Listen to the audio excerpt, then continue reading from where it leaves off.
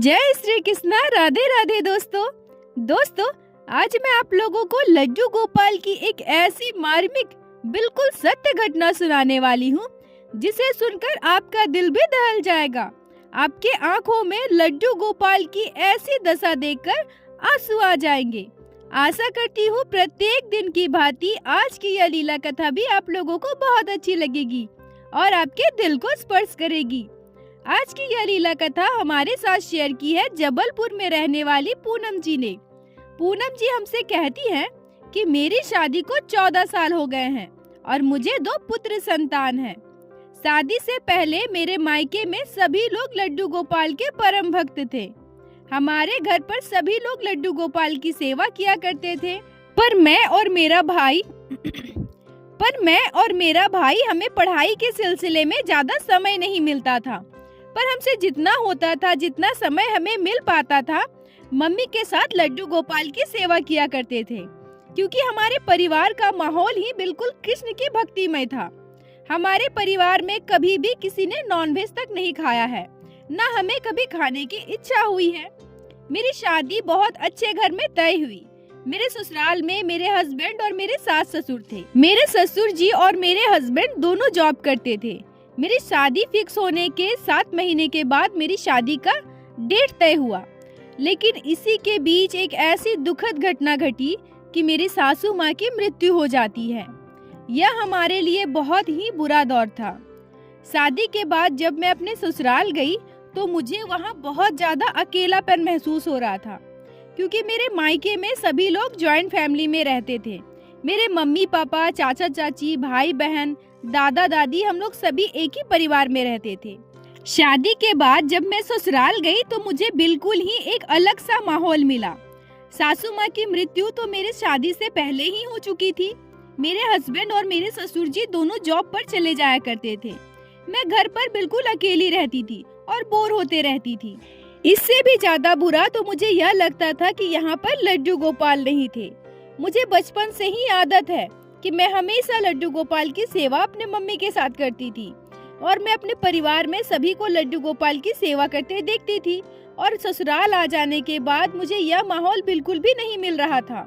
यही बात फोन करके मैं अपने मम्मी को बताई। मैं अपने मम्मी से कहती हूँ कि माँ, क्यों ना मैं यहाँ भी लड्डू गोपाल को लेकर आऊँ। मेरी मम्मी कहती है, पूनम, ये तो बहुत अच्छी बात है, पर इसके लिए तो तुम्हें अपने परिवार में बात करनी होगी। तुम्हें अपने ससुर से, अपने हस्बैंड से पूछना होगा। मैं अपने मम्मी से कहती हूँ, मम्मी, इसमें पूछने वाली कौन सी बात है और पूछने की क्या जरूरत, दोनों तो ऑफिस चले जाते हैं। मैं घर पर अकेली बोर हो जाती हूँ। लड्डू गोपाल होंगे तो मैं उनकी सेवा करूँगी, उनके साथ बातें करूँगी, तो मेरा समय भी बीत जाएगा। लड्डू गोपाल के बिना तो मुझे बिल्कुल भी मन नहीं लग रहा। प्लीज मम्मी, आप मेरे लिए एक लड्डू गोपाल ला कर दीजिए ना। मेरी मम्मी कहती है कि ठीक है, पर एक बार फिर भी तुम अपने घर पे बात कर लो, क्योंकि जब तुम पूजा नहीं कर पाओगी उन दिनों में तो लड्डू गोपाल की सेवा कौन करेगा। मैं अपने मम्मी से कहती हूँ, मम्मी आप परेशान मत होइए, उन दिनों में मेरे ससुर जी, मेरे पति कोई ना कोई लड्डू गोपाल की सेवा कर लेंगे।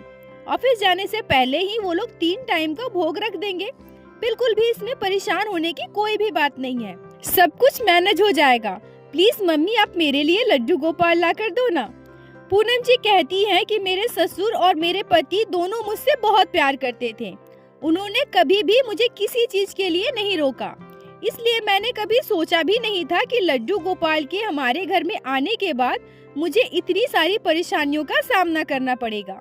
मेरा भाई एक दिन मुझे कॉल करता है और बोलता है, दीदी, मैं और मम्मी कल तुम्हारे घर आ रहे हैं। मैं बहुत खुश थी, पर मेरे ससुर जी और मेरे हस्बैंड को तो जॉब पर जाना था। वो दोनों सुबह सुबह जॉब पर चले जाते हैं। मैं अपने मम्मी और अपने भाई का वेट करने लगती हूँ। जब मेरे मम्मी और मेरा भाई मेरे घर पर आते हैं तो मैं उन्हें देखकर बिल्कुल खुश हो जाती हूँ, क्योंकि मम्मी अपने साथ प्यारे से बाल गोपाल को लेकर आई थी। मेरी मम्मी मुझसे कहती है, ये लो पूनम, तुम्हारे बाल गोपाल। मैं कल ही तुम्हारे लिए बाल गोपाल और उनका सारा श्रृंगार के साथ साथ उनकी जरूरत की सारी चीजें लेकर आई हूँ। मैं बाल गोपाल को देखकर बहुत ही खुश हो जाती हूँ। लड्डू गोपाल को लेकर अपने मंदिर में विराजित करती हूँ। मेरे भाई को दूसरे दिन काम से बाहर जाना था, इसीलिए मेरा भाई और मम्मी ज्यादा देर मेरे घर पर नहीं रुकते। थोड़ी देर रुकने के बाद वो लोग घर वापस चले जाते हैं। उन्हें बुरा तो बहुत लगता है क्योंकि मेरे पति और मेरे ससुर जी से उनकी मुलाकात नहीं हुई, पर मेरे भाई को जरूरी काम था, इसीलिए उन्हें वापस जाना पड़ा। शाम को सबसे पहले मेरे ससुर जी घर आते हैं। मैं ससुर जी के घर आते ही उनसे कहती हूँ, पिताजी आपके लिए एक सरप्राइज है, चलिए मैं आपको मंदिर में कुछ दिखाती हूँ। मैं अपने ससुर जी को हमारे घर के मंदिर में लेकर जाती हूँ। मेरे ससुर जी जब लड्डू गोपाल को देखते हैं तो श्रद्धा पूर्वक उन्हें प्रणाम करते हैं। मैं अपने ससुर जी को सारी बातें बताती हूँ। वह मुझसे कहते हैं, अरे वाह बहू, ये तो बहुत अच्छी बात है। हाँ, तुमने बिल्कुल सही किया है। अब तुम बिल्कुल भी बोर नहीं होगी, लड्डू गोपाल की सेवा करोगी, इनके साथ रहोगी, और वैसे भी भगवान की सेवा करना बहुत अच्छी बात है, तुमने बहुत अच्छा किया है। पूनम जी कहती हैं कि जैसा मैंने सोचा था बिल्कुल वैसा ही हुआ। मेरे ससुर जी बहुत खुश हो गए। पर मेरे जीवन में सबसे दुख की बात तो यह थी कि जब मेरे पति घर वापस आते हैं तो मेरे ससुर जी की तरह मैंने बिल्कुल वैसे ही अपने पति को सारी बातें बताई और अपने पति को घर के मंदिर में लेकर गई। मेरे पति लड्डू गोपाल को देखते ही कहते हैं, ये सब क्या है? अब तुम दिन भर इसके साथ लगी रहोगी? पूनम, तुम पागल हो गई हो क्या? इतनी पढ़ी लिखी होकर, इतनी मॉडर्न होकर तुम लड्डू गोपाल की सेवा करोगी? इस मूर्ति के पीछे अपना टाइम वेस्ट करोगी? मेरे पति के मुख से यह सारी बातें सुनकर मेरे आंखों में आंसू आ जाते हैं। मैं अपने पति से कहती हूँ, आप ऐसा क्यों बोल रहे हैं? यह मूर्ति नहीं है, ये मेरे लड्डू गोपाल है। मैं अपने मायके में भी इनकी सेवा किया करती थी। मेरे पति गुस्से में कहते हैं, अगर तुम्हारा मन नहीं लग रहा, तुम बोर हो रही हो, तो तुम एडमिशन करवा लो, तुम आगे पढ़ाई कर लो, कोई जॉब कर लो। पर ये सब क्या है? अपना समय क्यों वेस्ट करना? ये सब बिल्कुल भी सही नहीं है। भगवान नहीं आएंगे तुम्हारे लिए, तुम्हारी ज्वेलरी लेकर, कपड़े लेकर, खाना लेकर। हमें अपना भविष्य खुद बनाना पड़ता है, हमें खुद मेहनत करनी पड़ती है। देखो, अगर तुम्हें इतना ही बोरिंग लग रहा है तो तुम एडमिशन करवा लो, पढ़ाई करो, पर प्लीज ये सब चीजें मेरे सामने मत किया करो, मुझे बिल्कुल भी यह पसंद नहीं है। पूनम जी कहती हैं कि मैं अपने पति के मुंह से ये सारी बातें सुनकर बिल्कुल चौंक जाती हूँ। मैंने कभी भी ये सपने में भी नहीं सोचा था कि मेरे पति ऐसा सोचते हैं। मेरे पति नास्तिक हैं, ऐसा बिल्कुल भी नहीं था। वो पूजा पाठ पर्व त्योहार में किया करते थे, पर उन्हें मेरे लड्डू गोपाल की सेवा करने से बहुत दिक्कत थी। वो कभी भी यह नहीं चाहते थे कि मैं लड्डू गोपाल की सेवा करूं, अपना समय लड्डू गोपाल की सेवा में लगाऊं। उन्हें लड्डू गोपाल की सेवा करना समय की बर्बादी लगता था। अपने पति की बातें सुनकर मैं बिल्कुल उदास हो जाती हूँ और सोचने लगती हूँ कि कोई बात नहीं, आज नहीं तो कल इनके मन में भी लड्डू गोपाल के लिए श्रद्धा आएगी, भक्ति आएगी, वो भी लड्डू गोपाल को अपना मानेंगे। पूनम जी कहते हैं कि मैं हर एक काम समय पर करने की कोशिश करती थी, परंतु कभी कभी ऐसा हो जाता था कि जब मैं पूजा कर रही हूँ, लड्डू गोपाल का कोई काम कर रही हूँ, तभी मेरे पति किसी चीज के लिए मुझे आवाज देते थे और उस समय मैं बोलती थी कि बस 2 मिनट रुकिए, मैं ये काम कर लूँ फिर आती हूँ। तो ये छोटी छोटी बातों की वजह से हमारे बीच खटपट हुआ करती थी। मेरे मन में हमेशा एक ही दुख लगा रहता था कि मैं इतनी पूजा पाठ करती हूँ, इतनी भक्ति करती हूँ, मायके में भी मैंने हमेशा पूजा पाठ का माहौल देखा है। मेरे ससुर जी भी कितने अच्छे हैं, हमेशा मुझे पूजा पाठ करने में, लड्डू गोपाल की सेवा करने में सपोर्ट करते हैं, पर मेरे पति को यह बिल्कुल भी पसंद नहीं है। मैं सोच रही थी कि शादी से पहले मैंने कितना सोचा था कि मैं अपने पति के साथ बाल गोपाल की सेवा करूंगी, वृंदावन जाऊंगी, पर यह सब तो बिल्कुल उल्टा ही हो गया। यह बात मेरे मन में बहुत दुख देता था, मुझे बहुत बुरा लगता था। पूनम जी आगे कहती हैं कि मेरे पति को पता नहीं कहां से यह बात दिमाग में आ गई, उन्होंने कहां से क्या सुन लिया मुझे बिल्कुल भी नहीं पता। एक दिन ऑफिस से आने के बाद सीधे मेरे पास आते हैं और मुझसे कहते हैं, पूनम, अगर तुम्हें लड्डू गोपाल की सेवा करनी है तो मैं तुम्हारे साथ नहीं रहूंगा। मैं यह बात सुनकर बिल्कुल चौंक जाती हूँ। मैं अपने पति से कहती हूँ, क्या हो गया है आपको, आप ऐसा क्यों बोल रहे हैं? इसमें गलत क्या है? मैं कोई गलत काम थोड़ी कर रही हूँ, मैं भगवान की भक्ति कर रही हूँ। आप मुझे ऐसा क्यों बोल रहे हैं? मेरे पति मुझसे कहते हैं, देखो मुझे जो बोलना था मैं बोल दिया, अब आगे ये तुम्हारा फैसला होगा। मेरे आंखों से आंसू निकल रहे थे। मैं अपने पति से कहती हूँ कि आपको क्या हो गया है, आप ऐसा क्यों बोल रहे हैं? इसके पीछे कोई तो कारण होगा ना। तब मेरे पति मुझसे कहते हैं कि जो लोग लड्डू गोपाल की सेवा करते हैं उन्हें संतान नहीं होता। जब से मुझे यह बात पता चला है मैं बिल्कुल परेशान हो गया हूँ। एक बात तुम भी ध्यान से सुन लो, लड्डू गोपाल की सेवा हमारे घर पर तो बिल्कुल नहीं होगी। मैं अपने पति से रोते हुए कहती हूँ, आप ये क्या बोल रहे हैं? मेरे मायके में मेरी मम्मी लड्डू गोपाल की सेवा किया करती थी, तो क्या उन्हें बच्चे नहीं हैं? क्या उन्हें संतान नहीं है? मेरे पति कहते हैं कि हाँ होंगे, पर अक्सर ऐसा होता है, तुम बिल्कुल भी लड्डू गोपाल की सेवा नहीं करोगी। दोस्तों, यहाँ मैं आप लोगों से एक बात कहना चाहूंगी कि यह भ्रांतियाँ, ये गलत चीजें, जो भी इंसान इन सब चीजों के बारे में सोचता है वो सबसे बड़ा पाप कर रहा है। भगवान की सेवा करना कभी भी गलत नहीं होता। क्या लड्डू गोपाल की पूजा करना, उनकी सेवा करना हमें किसी भी सुख से वंचित रख सकता है? ऐसे बहुत सारे लड्डू गोपाल की लीलाएं हैं, बहुत सारी सत्य घटनाएं हैं जिससे हमें प्रमाण मिलता है कि जिनके शादी के 10-10 साल में, 15-15 साल में उन्हें संतान नहीं थे, लड्डू गोपाल की सेवा करने के बाद, लड्डू गोपाल को अपने घर लाने के बाद उस निसंतान दंपत्ति को भी संतान का सुख मिला है। लड्डू गोपाल की सेवा करने से हमें हर सुख की प्राप्ति होती है। हर मुसीबत में लड्डू गोपाल हमारे साथ होते हैं। गोपाल कभी भी अपने भक्त को दुख नहीं दे सकते, तकलीफ नहीं दे सकते। इसीलिए गलती से भी ये सारी चीजें अपने मन में नहीं लानी चाहिए। पूनम जी हमसे कहती हैं कि रोते रोते मैं अपने ससुर जी के पास जाती हूँ और उन्हें सारी बातें बताती हूँ। मेरे ससुर जी मेरे पति को बहुत डांटते हैं और उन्हें समझाते हैं कि देखो ऐसा बिल्कुल भी नहीं है, भगवान की सेवा करना, भगवान की पूजा करना कभी भी गलत नहीं है। ये तो स्वयं जगत के पालनहार है, जगत का कल्याण करते हैं। तुम ऐसा कैसे सोच सकते हो? ये सारी बातें अपने दिमाग से हटा दो, और अगर तुम्हें पूजा पाठ नहीं करना, भगवान की भक्ति नहीं करनी तो मत करो। पर अगर बहू भगवान की सेवा कर रही है, लड्डू गोपाल की सेवा कर रही है, तो तुम इसे बिल्कुल भी नहीं रोकोगे। मेरे पति मेरे ससुर जी की बात को नहीं टाल पाते हैं, इसीलिए गुस्से में कहते हैं, ठीक है जो करना है करो, मुझे कोई मतलब नहीं। पूनम जी कहती हैं कि इसके बाद मेरे जीवन में एक ऐसी घटना घटी जिससे मेरा पूरा जीवन ही बदल गया। आज ये घटना, ये वाक्य आप लोगों को बताते हुए भी मेरे आंखें नम हो रही है। पूनम जी कहती हैं कि एक बार अचानक से मेरी तबीयत खराब हो गई। मेरी तबीयत इतनी बिगड़ गई कि मैं अपने बिस्तर से उठ भी नहीं पा रही थी। मेरे ससुर जी उस समय रिश्तेदार की शादी में गए हुए थे। मेरे ससुर जी घर पर होते थे, तो जब भी मैं पूजा नहीं कर पाती थी तो लड्डू गोपाल की सेवा मेरे ससुर जी किया करते थे। ऑफिस जाने से पहले तीनों समय का भोग रख कर जाया करते थे और ऑफिस से आने के बाद लड्डू गोपाल को रात में शयन में दिया करते थे।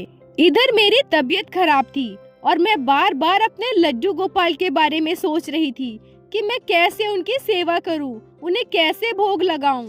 मेरे पति मुझसे कहते हैं कि तुम्हारी तबीयत खराब है, मैं आज ऑफिस से छुट्टी ले लेता हूँ। मुझे इतना तेज बुखार था कि मैं अपने बिस्तर से उठ भी नहीं पा रही थी। मैं उनसे कहती हूँ कि हाँ ठीक है, ये अच्छा रहेगा, वैसे भी मुझ में थोड़ी भी हिम्मत नहीं है। मेरे पति मेरे लिए जूस और ब्रेड लेकर आते हैं।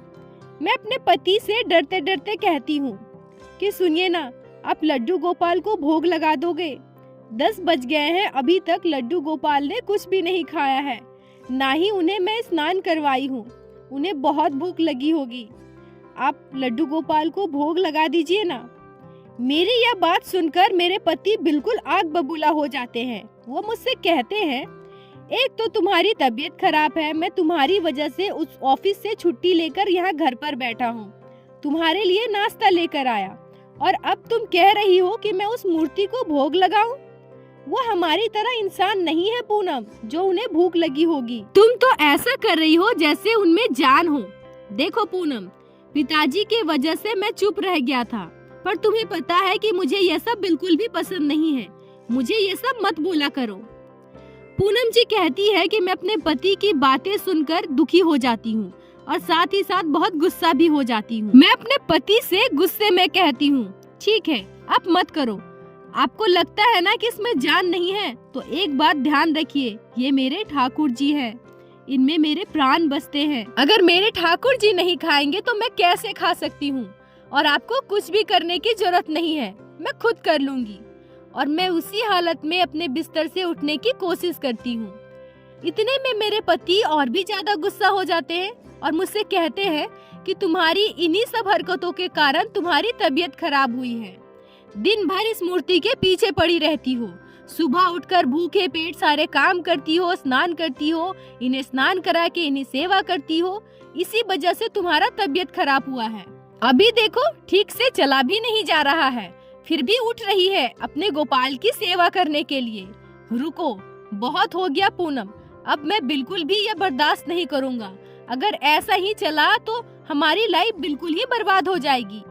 इतना कहकर मेरे पति पूजा घर में चले जाते हैं और लड्डू गोपाल को उठाकर लेकर आते हैं। मैं रोते हुए उनके पीछे जाती हूँ और कहती हूँ कि आप ये क्या कर रहे हैं? प्लीज छोड़ दीजिए मेरे लड्डू गोपाल को, मुझे दीजिए। आप कहाँ लेकर जा रहे हैं मेरे गोपाल को? मेरे पति मुझे झुंझलाकर कहते हैं, हटो यहाँ से। पापा को जितना गुस्सा करना होगा मुझ पर कर लेंगे, पर आज मैं सारी मुसीबत की जड़ इस मूर्ति को ही यहाँ से हटा देता हूँ। ऐसा बोलकर मेरे पति सीधे स्टोर रूम में चले जाते हैं। लड्डू गोपाल को हाथ में लेकर कहते हैं, तुम्हें बहुत भूख लगती है ना, तुम्हें जान है ना, रुको अभी मैं तुम्हें बताता हूँ। ऐसा कहकर स्टोर रूम की एक टूटी हुई अलमारी के अंदर लड्डू गोपाल को पटकते हुए रख देते हैं। पूनम जी कहती हैं कि मैं तो जैसे पागल सी हो गई थी। एक तो मेरी तबीयत पहले से ही इतनी खराब थी, मुझसे ठीक से खड़ा भी नहीं हुआ जा रहा था, फिर भी मैं रोते हुए उनके पीछे स्टोर रूम तक चली गई और मैं उनसे कहती हूँ, मत कीजिए ऐसा, ये हमारे ठाकुर जी हैं, ये बहुत बड़ा पाप है, आप बहुत बड़ी गलती कर रहे हो। मेरे पति मेरी एक भी बात नहीं मानते, मुझे वहाँ से खींचकर बाहर निकालते हैं और स्टोर रूम का ताला बंद कर देते हैं। मेरे पति मुझसे कहते हैं कि अगर अब तुमने एक भी बार जिद किया तो सोच लेना इसका परिणाम बहुत बुरा होगा। मेरे ससुर जी घर पर नहीं थे। मैं अपने पति के इस रूप को देखकर बिल्कुल डर जाती हूँ और अपने कमरे में बैठकर रोने लगती हूँ। मैं बहुत देर तक बैठे बैठे रोती रहती हूँ, पर मेरे पति को इससे कोई भी फर्क नहीं पड़ता। ऐसे ही शाम हो गई, फिर रात हो गई, अभी भी मैंने कुछ नहीं खाया था। मैं कैसे खा सकती थी? मेरे गोपाल वहाँ अलमारी में बंद है, अंधेरे में बंद है, उन्होंने सुबह से कुछ भी नहीं खाया। मेरे पति मुझे 2-3 बार खाने के लिए बोलते हैं, पर मैं उन्हें कुछ भी नहीं बोलती। मैं बस रोते जा रही थी, रोते जा रही थी। मेरे पति गुस्से में मुझसे कहते हैं कि तुम्हें जितना रोना है रो लो, और ऐसा बोलकर गुस्से में दूसरे कमरे में सोने के लिए चले जाते हैं। मैं रोते रोते इतना थक गई थी कि मुझे पता ही नहीं चला कि मेरी आंख कब लग गई। परंतु अचानक से एक आवाज के साथ मेरी आंखें खुल जाती है और जैसे ही मैं अपनी आंखें खोलती हूँ, मैं अपने सामने देखती हूँ कि मेरे पति रोते हुए मेरे पास बैठे हैं और मेरे हाथ को पकड़कर कहते हैं, पूनम मुझसे बहुत बड़ी गलती हो गई है, प्लीज मुझे माफ कर दो, मुझसे बहुत बड़ी गलती हो गई पूनम। मैं अपने पति से कहती हूँ कि क्या हुआ, आप रो क्यों रहे हो, मुझे बताओ। मेरे पति मुझसे कहते हैं, मुझसे बहुत बड़ा गुनाह हुआ है, मैं लड्डू गोपाल को हमेशा मूर्ति मानता था, हमेशा तुम्हें उनकी सेवा करने से रोकता था, पर आज उन्होंने मेरे साथ एक ऐसी लीला की है। अभी जब मैं अपने कमरे में सो रहा था, तभी मैं अपने सपने में देखता हूँ कि एक छोटा सा बच्चा मेरे सामने आकर खड़ा है, जो मेरी उंगलियों को पकड़कर खींच रहा था और रोते हुए मुझसे कह रहा था, बाबा आपने मुझे अलमारी में बंद कर दिया, बाबा यहाँ बहुत अंधेरा है, मुझे बहुत डर लग रहा है, मुझे बहुत भूख लगी है, आपने तो मुझे कुछ खाना भी नहीं दिया और मेरी मैया ने भी सुबह से कुछ नहीं खाया है, आप मुझे पसंद क्यों नहीं करते बाबा, मैं तो आप लोगों के साथ रहना चाहता हूँ, मुझे यहाँ से बाहर निकालो ना बाबा, मुझे बहुत तकलीफ हो रही है, यहाँ बहुत अंधेरा है, मुझे बहुत भूख लगी है। पूनम जी कहती हैं कि मेरे पति रोते रोते कहते हैं, पूनम, मैंने बाल गोपाल के साथ बहुत दुर्व्यवहार किया है, उनके साथ बहुत अत्याचार किया है। मैं हमेशा लड्डू गोपाल को मात्र एक मूर्ति समझता था, पर आज मैंने साक्षात उनके दर्शन कर लिए हैं। इस अभागे को भगवान श्री कृष्ण ने दर्शन दिया है, जबकि मैंने कभी भी उनकी सेवा नहीं की, कभी भी उनकी भक्ति नहीं की। पूनम जी कहती हैं कि मैं अपने पति की बातें सुनकर और भी रोने लगती हूँ, और मैं उनसे कहती हूँ, मैंने आपको कहा था ना, ये मूर्ति नहीं है, ये मेरे प्रभु है, मेरे बाल गोपाल हैं, साक्षात श्री कृष्ण हैं। आप बहुत भाग्यशाली हैं जो आपको श्री कृष्ण ने दर्शन दिए हैं। अब हमें थोड़ी भी देर नहीं करनी चाहिए। प्लीज आप अभी जाकर लड्डू गोपाल को वहाँ से लेकर आओ ना। मेरे पति दौड़कर स्टोर रूम में जाते हैं, लड्डू गोपाल को बाहर लेकर आते हैं। उस दिन मेरे पति ने मेरे बाल गोपाल की सेवा स्वयं अपने हाथों से की, उन्हें भोग लगाया और रात को उन्हें शयन में दिया। अब मेरे पति, मेरे ससुर जी और मैं सभी मिलकर लड्डू गोपाल की सेवा करने लगे। मुझे 2 पुत्र संतान हैं और लड्डू गोपाल मेरे बड़े पुत्र हैं। लड्डू गोपाल को अपने बड़ा संतान मानकर मैं उनकी सेवा करती हूँ। दोस्तों, जो लोग लड्डू गोपाल को मात्र मूर्ति समझते हैं, जिनको यह लगता है कि लड्डू गोपाल की सेवा करने में जो हम समय लगाते हैं वो समय की बर्बादी है, तो वो लोग अपने जीवन में महापाप कर रहे हैं। आपको भगवान की सेवा नहीं करनी तो मत कीजिए, पर अगर कोई लड्डू गोपाल की सेवा कर रहा है तो उन भक्तों को आपको रोकने का कोई भी हक नहीं है। आज इस कलयुग में जहाँ हर तरफ अधर्म है, भ्रष्टाचार है, वहाँ मात्र हरे कृष्णा हरे रामा राधे राधे नाम के जप से, लड्डू गोपाल की सेवा मात्र से हम भगवान को प्राप्त कर सकते हैं। आज पूनम जी के जीवन में जो घटना घटी है, उनके पति के साथ लड्डू गोपाल ने जो लीला की है, वह सच में दिल को छू लेती है। दोस्तों, हमारे बाल गोपाल को कभी भी विशेष तामझाम की आवश्यकता नहीं होती, वो तो मात्र हमारे सेवा भाव से ही प्रसन्न हो जाते हैं। बोलो बाके बिहारी लाल की जय, लड्डू गोपाल की जय, जय जय श्री राधे।